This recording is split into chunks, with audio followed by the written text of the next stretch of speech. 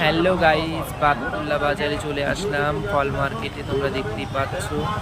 সবাইকে হাই। তোমরা ভাবছো দিদি ভাই তুমি কি করছো?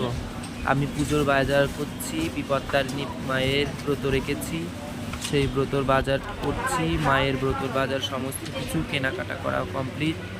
এবার মন্দিরে ঢুকবো। আমি মন্দিরে ঢুকে মায়ের সমস্ত ডালা সাজিয়ে নিয়ে মায়ের মন্দিরের সামনে যাব। দিদিরা সবাই ডালা সাজাচ্ছে, আমি মন্দিরে এবার ধূপকাঠি আর মোমবাতি মায়ের সামনে দিয়ে মাকে প্রণাম ভক্তি করব।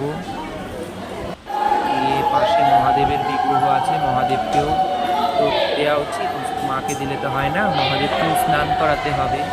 তাই মহাদেব ভোলানাথকে গেলাম, মহাদেব ভোলানাথের কাছে নারকেল, ফুল, ধূপকাঠি সমস্ত কিছু নিয়ে, দুধ, গঙ্গার জল নিয়ে তাই মহাদেবের মাথায় দেব।